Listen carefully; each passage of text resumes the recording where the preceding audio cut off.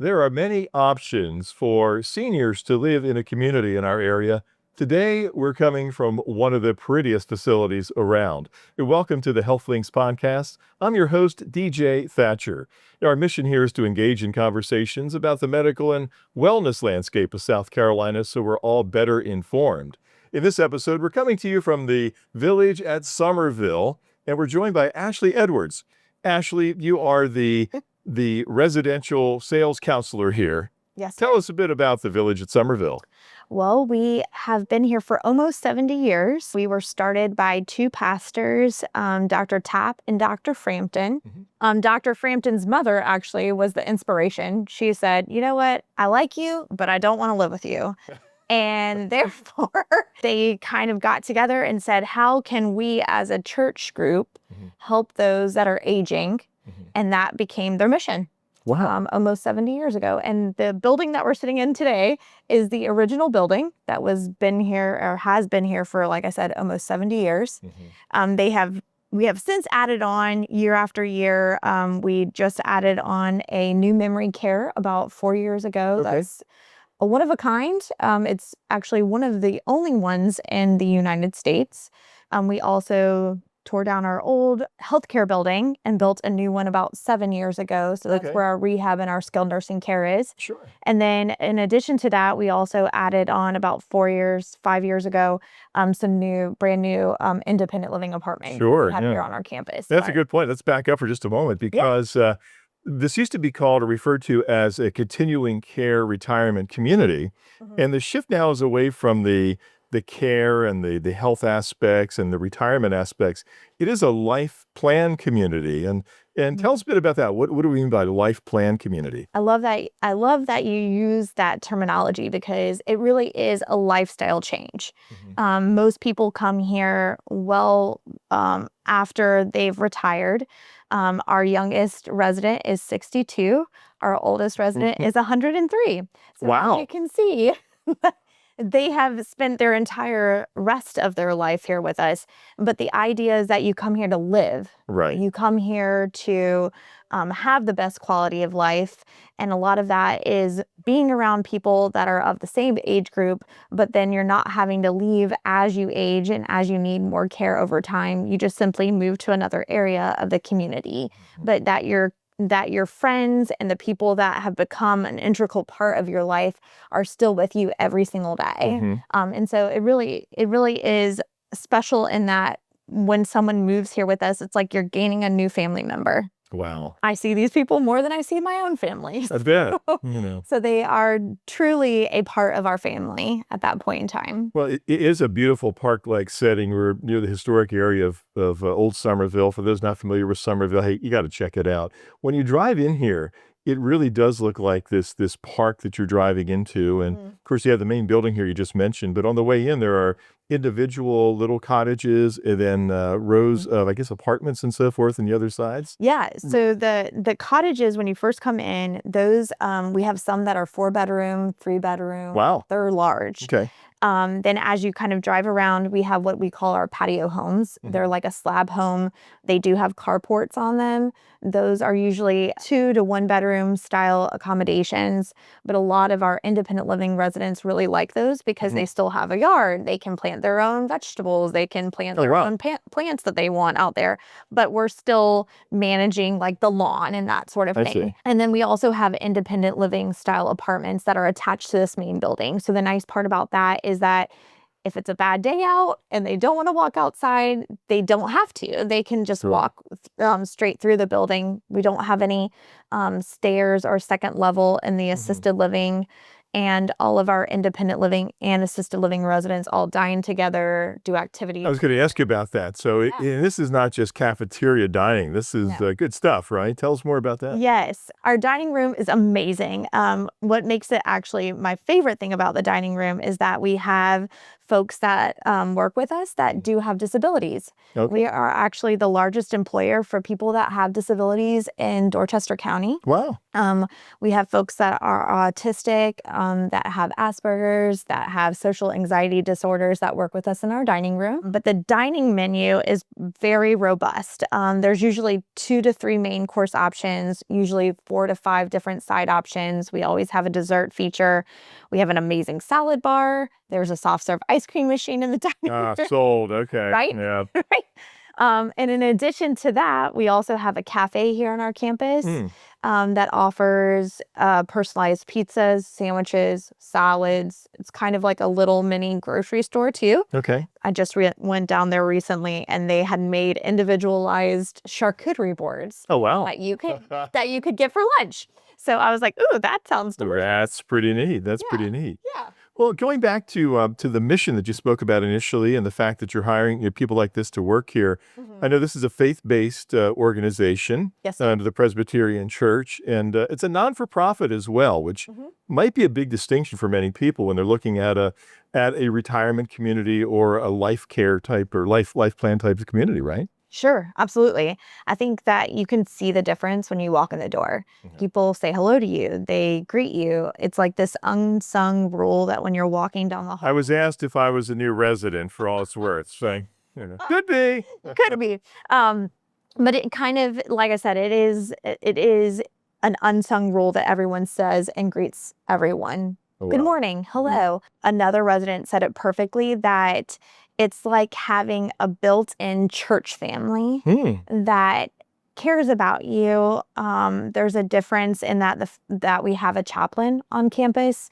Our chaplain goes and visits residents when they go out to the hospital and things of that nature. So again, just having that support from the place that you call home is very, very different. Of course, you have the chapel right next door, I saw. Right. By the way, as you're looking at if you're watching the podcast on video, there are images here of the campus. Just beautiful. Keep going. Yeah.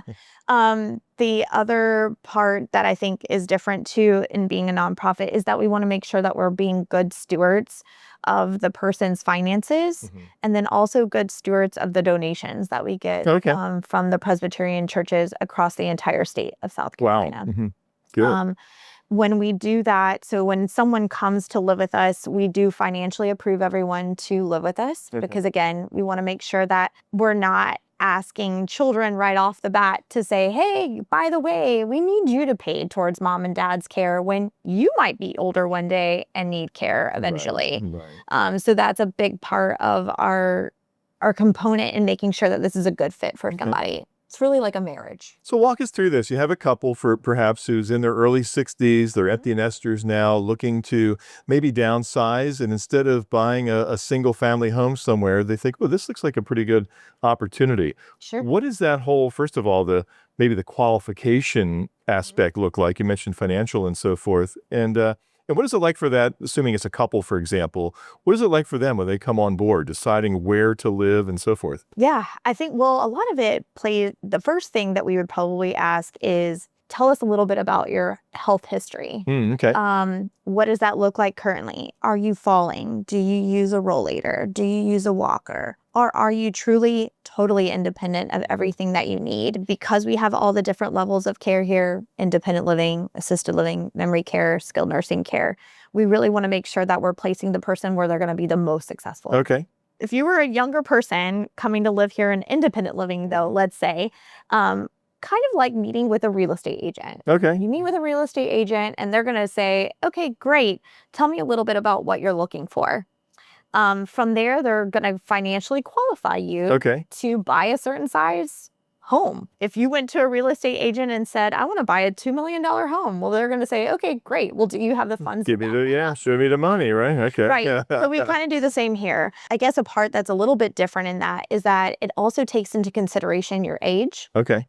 What your monthly income is, what your assets are, and if you have long-term care insurance. I see. If you have all of those things and we plug it into an algorithm that then tells us what might happen to you as you age, it actually gives us 2,500 different scenarios as to what could happen as you go through life. I see. From there, both people are going to have their different things. I've never seen two people that age the same exact way. Right. And so in that, it really helps us to determine, again, when and if we need to step in from the financial standpoint, or when that person might need additional support from the financial place in order to stay here for the rest of their life. So the promise that we make to residents is that, let's say you're living here and you're just living your best life and you spend down your money at no fault of your own. You're here. Sure. Then they could apply for what we call our charitable care. That's Okay. where those donations that come from all the churches go to. And that is when that person would pay whatever they make on a monthly basis, wherever they live on campus, and we make up the difference. Oh, wow. Okay. And we do have several residents that live with us now that do receive charitable care from us. I know in years past, we have spent over, I want to say it was 1.2 million in paying towards residents' care and keeping them here on our campuses. So we do that through every Mother's Day. We do a giant Mother's Day offering from all the different churches across the state, and that goes into that charitable care fund I see. that we then use towards residents. So our couple in their early to mid 60s who comes in, they purchase a home like any other. I guess is that the equivalent sort of? Kind But of. well, that's what I think. Because then, as they age and have different needs, maybe they have to go to assisted living. Yes. Then they're kind of selling that home, I guess, and moving into a different area, or what does that look like? Not necessarily. Okay. So there's two different types of entrance fees. Okay. We have a traditional entrance fee that spins down over 4 years period of time. I see. Then we also have a 50% refundable buy-in. That means 50% of that we spend down over 4 years, but you're guaranteed at least 50% of that back as you move through the different levels of care. Okay. So that means when you do move into assisted living, that you're guaranteed that 50% back, and you can use it towards your care as you live here, or we just give you a check and you can use it however you see fit. I see. Most people are usually using it towards their care, but there are two different types. Some people have the financial means where they're like, I'm just going to go ahead and do the traditional. I'm fine with that because it is less than the 50% refundable. The 50% refundable is a little bit more. And so some people also want to have that return as they age or go through the different levels. Terrific.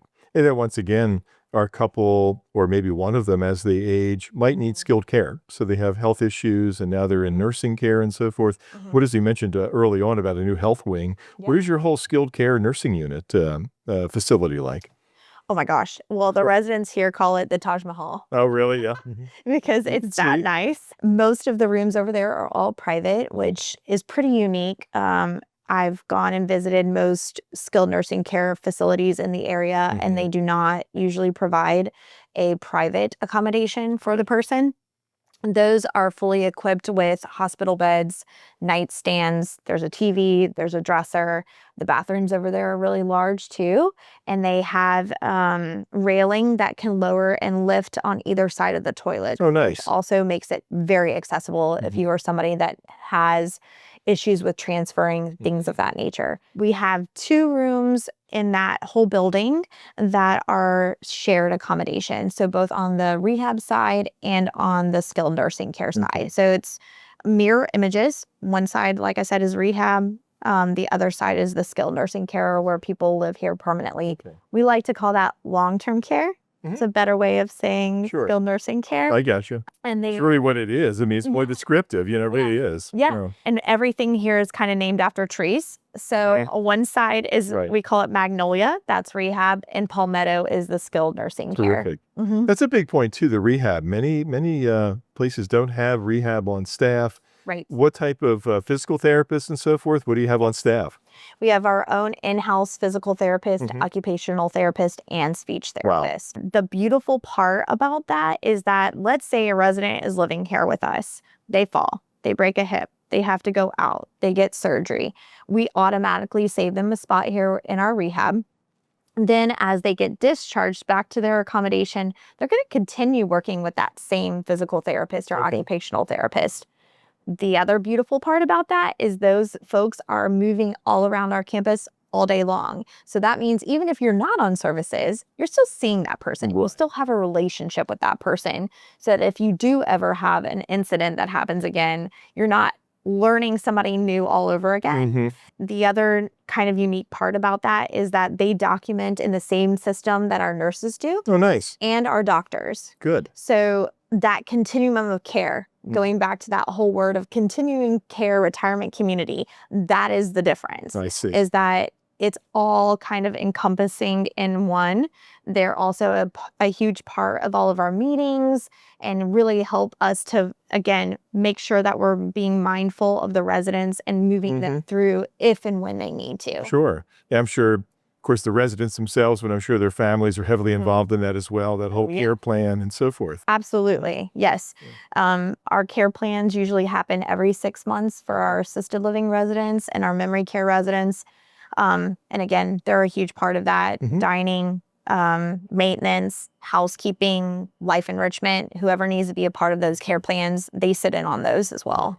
The memory care is the newest offering you have, is that right? Yes. That's huge. I mean, we see the incidence of Alzheimer's, dementia, memory care issues, and there's just not enough places for people to live. So tell us more about that. I actually just did a presentation on that for the Summerville Lunch Rotary Club. And we were talking about the different generations. Yeah.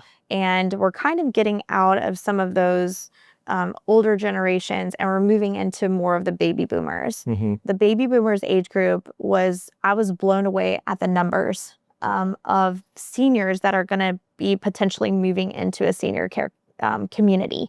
And my goal of that presentation was to say, have a plan in place. Because unfortunately, we don't know who's going to get Alzheimer's, who's going to have a stroke, who's going to have a heart attack, who's going to need care as they get older. And if you don't have a plan in place, because there's just not enough out there as far as placement for people that have Alzheimer's and dementia, you're not going to find a place. Right. Most places have a wait list. I know ours does. And if you live here on campus and you start in an independent living or an assisted living accommodation, then you get first right of refusal to those type of situations as they come about. Oh, a big advantage of being here. Yeah. Right. Sure. But our memory care is pretty small. We have 24 accommodations in that part of our community. Good size, actually. So yeah. It is. Yeah. We wish sometimes we had more because, again, there's so many people that need that care that we just don't have the space for it. But they're all private accommodations over there. Nice. The rooms are about 300 square feet, but the unique part about it and the thing that I get jazzed about is that the building was specifically designed around someone that has dementia or Alzheimer's. Nice. We actually paired with a lady, her name is Jennifer Brush. She is a certified dementia specialist and Montessori for aging and dementia. Wow. And she paired up with our architects to say, this is what you need to do. This is what you don't need to do. Okay. So the bathrooms don't have any shine and sheen in them. The pictures on the walls also don't have any glass on them so that they are not reflective. The doors going into the bathrooms are barn-style doors. Okay. So they open differently. So someone that has dementia or is using a walker can easily open that door. It's not heavy. We also, so the reflective issue, what's the issue there with the reflective glass and so forth? I'm not familiar. So a lot of people that start getting dementia end up having tunnel vision. Okay. They also sometimes, if there are things that are reflective, they think that it's shadows or other people. And so a lot of times you'll think that someone's having hallucinations when really they're not. They're just seeing that reflection. And sometimes they don't realize it's themselves. That makes sense. Yeah, I never thought of that. They think that it's this old person and they're like, no, I'm 25 still. And we're like, oh, okay.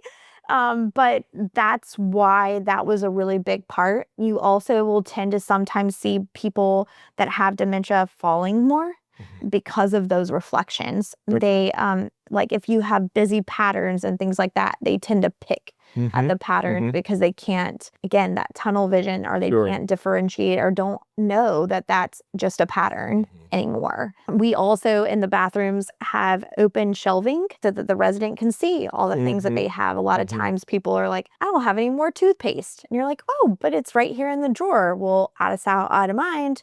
And therefore, then they tend to hoard. So having those open shelving in the bathrooms have helped a lot too, to be able to see the items that they actually have. In addition to that, in the main common space, they have their own kitchen. Again, going back to the Montessori, it's all about teaching someone or giving them the respect and grace that they deserve as they age. But the big part about that is like they have glasses that they can go and get out of the cupboards and get their own coffee and get things out of the refrigerator because they know what it is. Sure. They have not lost all of that to the extent to where they're needing, again, more skilled nursing care because they have transitioned through their dementia or Alzheimer's. Makes sense. They also have their own garden space. They have access to go outside all day long, and they keep it very clean out there. They have their own brooms and they do sweeping. Wow. They water the plants. They pick their vegetables. They make their own salads. They do cooking projects over there and baking projects. You can't turn on the stove unless you have a code, but but they do have access to all of those kinds of things. That's huge. So many places, they're all indoors, and that's it, a very limited outdoor space. Yep. So that was another huge part that the architects did too, was a lot of light. So there's a big skylight in the dining room.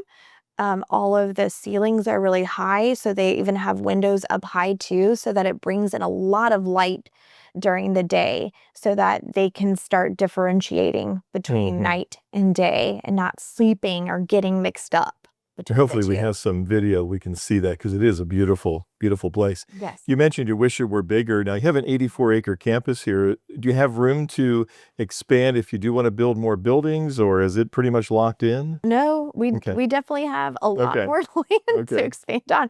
We actually have 2 huge fields that are over kind of back on the other side of the campus, but the plan is eventually to add some more. I don't know what yet, but I know that we will be adding more. Well, the entire area is just saturated with people moving here, so I could see why you'd want to have fans in place. You know? Yes. You mentioned a while ago about long-term care insurance, and something I was never familiar with. My father-in-law lived with us. He had dementia, Alzheimer's, and never had that. We had to fork out a lot, and it was really hard. And so my wife and I bought some, and it's dirt cheap at a young age. And yet, what does it do? When someone comes in here, then what does that provide them? Because I know a lot of people hear about long-term care insurance and probably just like us, well, I don't need that. But what does it do? Yeah, I highly recommend everyone to get long-term care insurance. It's actually, it can be quite expensive, but they do have some different alternatives now that actually makes a whole lot of sense. And I myself decided to do this. So you can get a life insurance policy that goes to term, and then you have that chunk of change, right? Right. And then you convert it over into a long-term care insurance policy, because most people that have a long-term care insurance policy can afford to live somewhere. More than likely, they can afford to live somewhere, because that is paying a certain amount per day towards your care. Some policies say you can use it as soon as you move into assisted living. Other policies say that you have to need assistance with all of your activities of daily living aside from 2. Some policies say you can only live or use it in skilled nursing care. I see. Every policy is different. The nice part is that we do have someone on our staff that's all they do. Good. Is they contact the long-term care insurance policy companies. We try to advocate for our residents as much as we possibly can in order for them to get the funds that they have paid into for years. Right. Some companies are easier to work with than others. Those old school policies that are lifetime policies, we really don't see a whole lot of those anymore. Okay. Most people have it now to where it's a certain number of years or months, or it's up to a certain amount. I see. But again, it's money. Well, it's definitely a part of their assets that you evaluate, right? Absolutely. So it makes sense. And a lot of people, I have worked for a for-profit before. In a nonprofit world and in this world of a life plan community, that is something that we want to make sure that we take into consideration, because again, more than likely, you're probably going to use it at some point on our campus. And we want to make sure that you do get access to those funds that, again, you paid into. Sure. Yeah. Ashley, what's the biggest difference you've seen working for both the for-profit and the non-for-profit? What biggest difference between the two? Heart. Okay. Longevity of staff. Most of our staff have worked here for over 10 years. Wow. We have a lady, her name is Gloria. She is amazing. She's worked in our housekeeping department for almost 40 years. Wow. Our recent, he was our director of maintenance, Ronnie, had also lived here or not lived here. Sometimes we feel like. Well, yeah. That's worked here for 40 years. Wow. It's amazing. We have, again, so many people on our campus that have worked here. We had a dishwasher that worked here for 40 years. We've even had residents that live with us currently and previously that worked here with us and then moved in with us. Wow. But that, I think, is the huge difference, is that it really is about what is the best for the resident, for the family. We are preached to each and every day that the only reason that we're here and that we have jobs is because of the people that live here with us. The other day, this is a good example. I had a resident that came in and she goes, "Oh my gosh, I don't know who to ask help from, but you're here and I'm going to see if you can help me." And I said, "Okay, great." And she goes, "Well, it's about my taxes. I own a home and they sent it to the wrong address. And then I got penalized for not paying my taxes on time." And she goes, "I need to change my address. I've been working on this for the last 2 hours and I'm just up to my ears in this." And I said, "Okay, well, let me see what I can do." So we get on the computer and I'm like, "Great, I found a number. We're going to call this number." So we call the number. We ended up talking to the auditor's office. They contact or tell me where to go on the website to change your address. We changed your address. Now, mind you, I had a million other things that I needed to be doing. I had to call families back. I had tours coming in. I had to get ready for some move-ins that I had coming. But in that, I only spent probably about 20 minutes helping her. Wow. But we got it all done. But in that 20 minutes, the look on her face and the fact that I took the time to help her is invaluable. Wow. It's invaluable. I think about and the reason why I do this is because of my grandparents, but I think about if it was my mom or if it was my grandparent, I want, sorry, I get emotional. Oh, yeah. Talk about I can see. But if it's my family member, I want somebody to take the time out of their day to help them. Yeah, absolutely. And to not say, "I don't have the time," or I can't do that right now. That is why I love working here. That's why I don't ever want to work anywhere else. This little poor woman with tattered clothing, very poor soul. Yeah. This is with a group of paramedics and nurses. We helped her, and about a week or two later, she came back to us to give each one of us $1. And this is just one of our newer people. Just recently, I told this story to, and the person said, "You didn't take it, did you?" I said, "Of course I did." And I said, "Guess where it is today?" I said, "You have it?" I said, "It's on my desk." I said, it would have been an insult to her not to take, because that was huge for her. And she left and we just all lost it.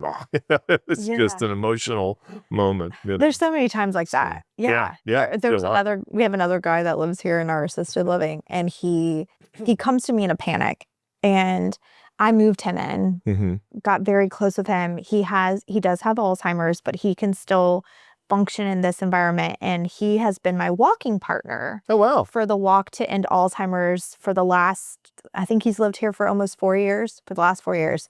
So he comes to my office, he's in a panic. He goes, "Ashley, I lost my phone." Oh, no. And I said, "Oh my gosh, well, where is it?" And he goes, "Well, I think I left it in my friend's car. He came to pick me up and we were driving, and I need it back, but I don't have his phone number." And I'm like, "Well, I don't have his phone number either." Yeah. So I ended up having to call his son, that then called the friend, Right. then had the phone, who then brought the phone back, and he was beside himself, was like, what can I do?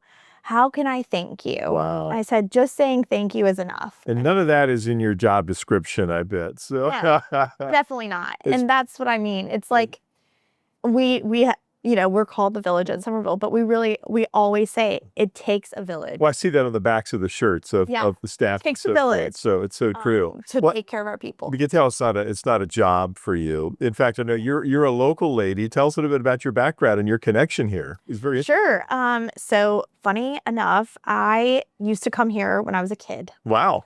With my grandparents. They were members at Summerville Presbyterian for close to 70 years. My grandmother and my grandfather were very involved in their church. And so this was, again, part of their mission. Sure. Coming here and visiting people that maybe didn't have family or someone to visit. And my grandmother used to make me play the piano and sing to the residents in the lobby. And I hated it. Hated it.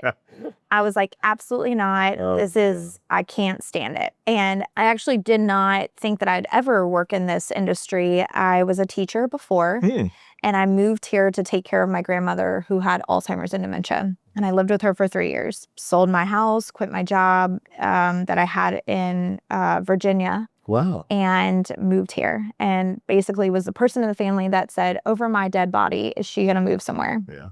And then I truly believe that God led me to this industry. But, when I went into senior living, I said, I don't want to work at a Village at Summerville because, like I said, I had known it for my entire life. And when the job became available, I was like, that's it. That's where I'm going. That's a sign. Yeah. I hope to retire from here, and then hopefully maybe I'll move. You'll be that 40-year person people are talking about. Yeah, the resident. Right. That's my plan.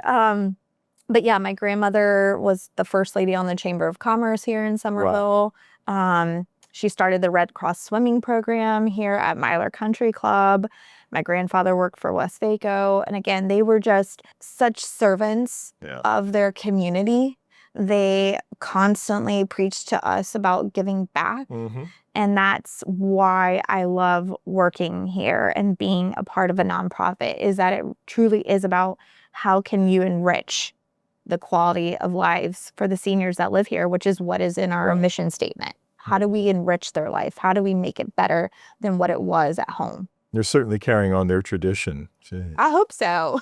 Well, as we finish up, we hope people will consider moving here. They might be watching the podcast from elsewhere. What are some things that people, families, or individuals should look for in any type of a life plan community? I always say when you come to visit, and when people come to tour with us, I say, go and visit other places. I want you to, because I want you to feel good about that decision that you're making. But look at the people. Talk to the residents. Talk to the staff. Ask the hard questions, meet the executive director, go and eat there multiple times if you need to. Nice. Go and do an activity with the residents, because the care is important, obviously, but it's also about the lifestyle of the community. Ask, do you have an RN on staff? Do you have doctors that come to visit your residents? And how often do they come? Are they there every day? Do they have a relationship with the residents outside of seeing them? I always say too, are they talking to you about the finances? Are they looking at it from, again, the longevity of how long you're going to be able to live there? Or is this a short-term fix to a bigger issue?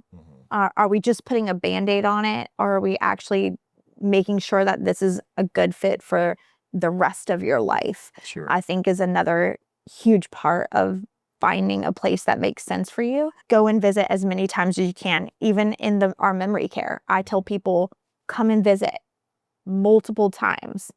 Get acquainted with the staff so that it is familiar when you come and move into the community. I think that's the biggest things to look at. That's very helpful. By the way, there are so many activities going on. As I pulled in, there were people on golf carts with balloons. I'm not sure where they were heading. And this is very vibrant around here. It's like a resort. So. It is. I always think it's like a cruise ship that doesn't move. It doesn't move. You don't take Dramamine to live here. That's great. Yeah. Just thank you so much for joining us here on the HealthLinks podcast. No problem.